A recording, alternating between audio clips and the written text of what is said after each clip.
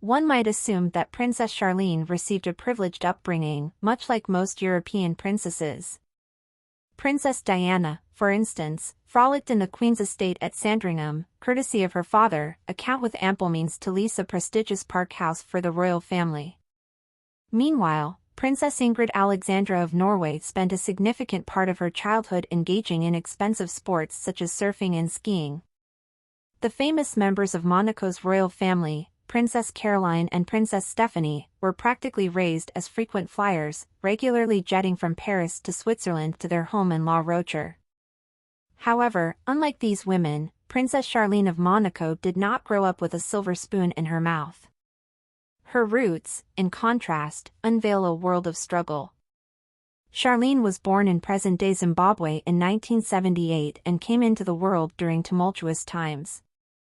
While the country was embroiled in a war for independence, the future princess spent most of her childhood surrounded by unimaginable violence.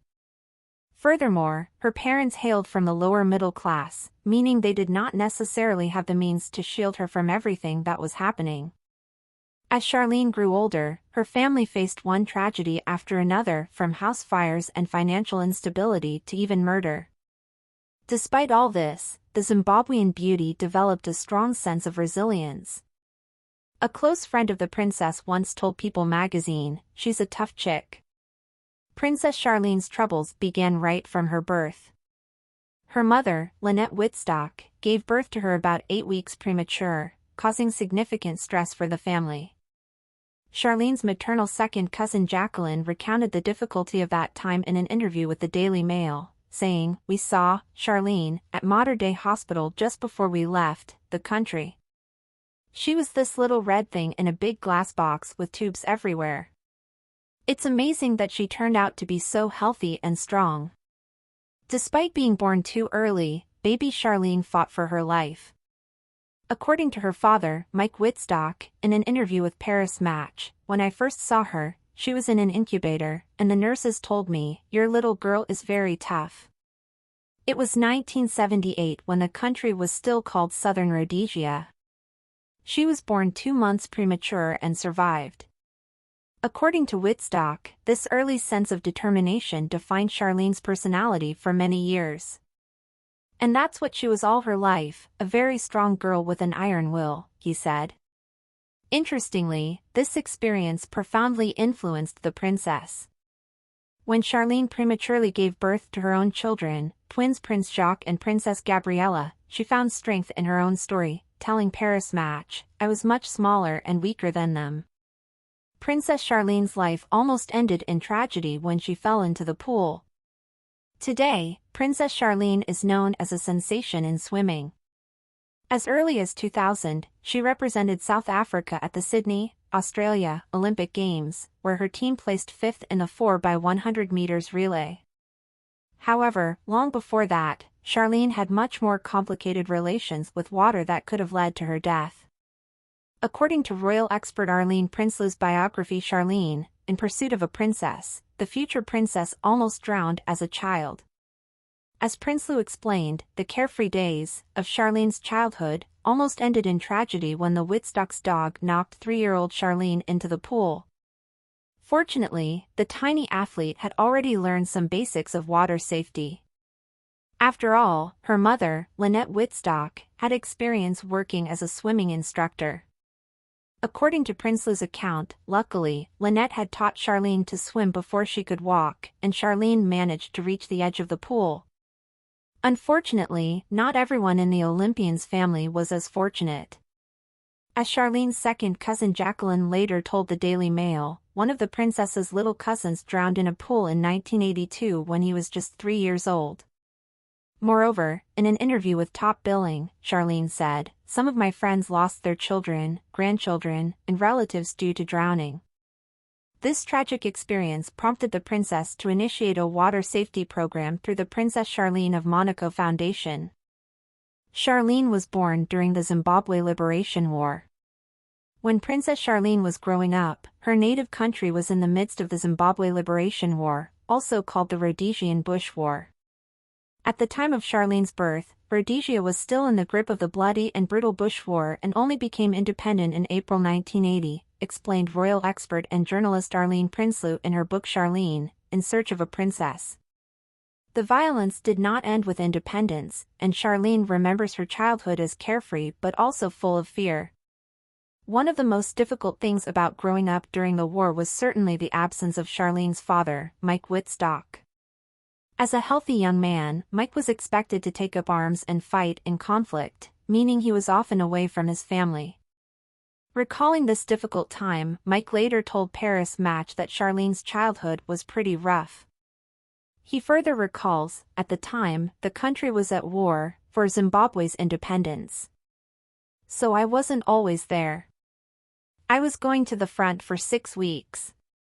As a child, she was filled with fear. As the war raged in Zimbabwe, Princess Charlene's parents, Mike and Lynette Wittstock, did their best to shield their daughter from the brutality of the outside world. In an interview with Paris Match, Mike once claimed that Charlene was shielded from the brunt of the conflict, stating, "Charlene never knew what was going on." Unfortunately, however, this statement turned out to be not entirely true. Growing up, the future princess experienced a tremendous amount of fear. One day, Charlene's mother spotted soldiers in the family's backyard. In a fervor, Lynette came up with a plan to keep her daughter safe.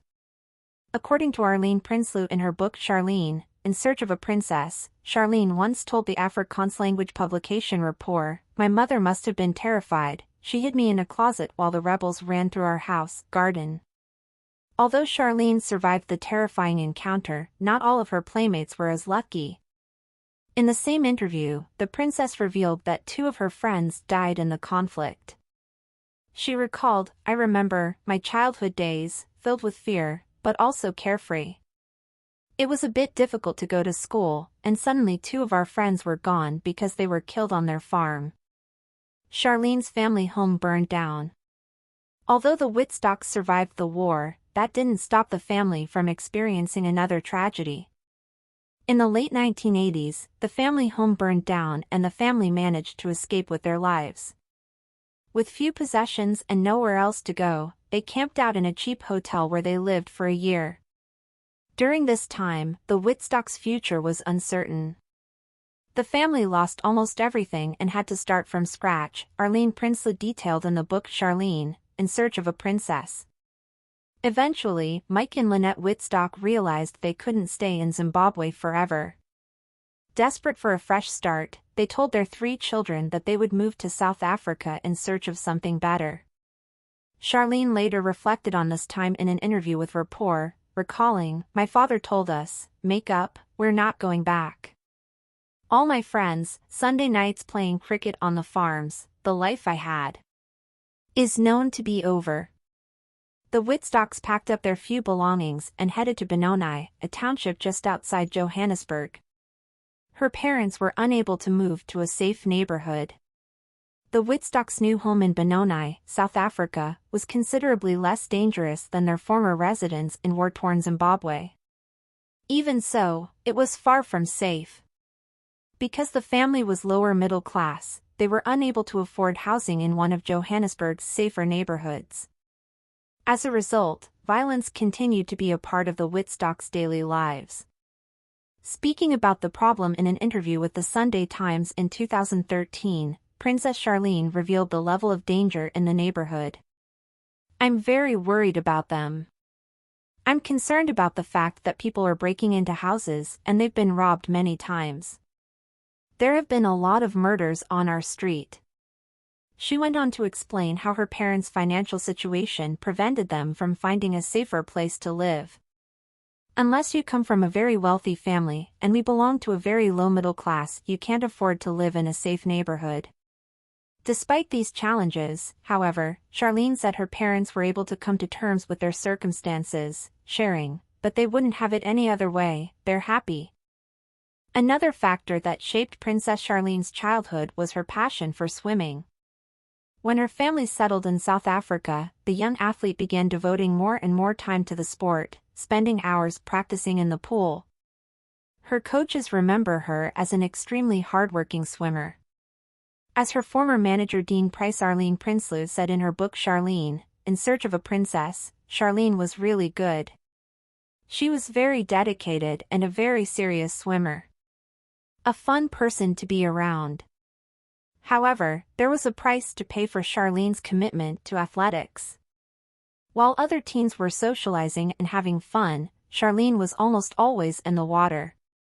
One of her former teachers anonymously told South Africa's Times Live, she never did normal things with the other kids, like going to the movies. She was always at training, at the pool or at competitions. This meant that Charlene was never able to enjoy the benefits of a more normal childhood and all the learning that comes with it. The insider explained that Charlene's father pushed his children to be their best and excel. He could be quite a difficult man, but he pushed them and demanded discipline. One of the most important things Princess Charlene missed out on because of swimming was traditional dating. Because she had a very busy training schedule, Charlene didn't have much time for boys. As Mike Wittstock once said in an interview with Paris Match, to get up every morning at 4:30 a.m. and do dozens of laps at 15 years old, you have to be very focused and motivated. Charlene always knew what she wanted and gave it. Meaning. Unfortunately, however, this prevented the future princess from having a great dating experience.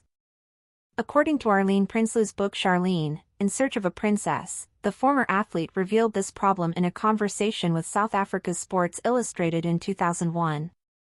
During that conversation, Charlene reportedly explained how difficult it was to worry about dating when the thought of an Olympic medal was much more enticing. Sometimes you wish you were normal, but the desire to win often keeps you from participating with other people. She went on to lament that most boys her age failed to understand the unique nature of her career. It's very hard to have relationships because they don't understand that you have to travel. I've had boys who by the time I get back from traveling will have other girlfriends. It breaks my heart. Princess Charlene has been through a lot over the years.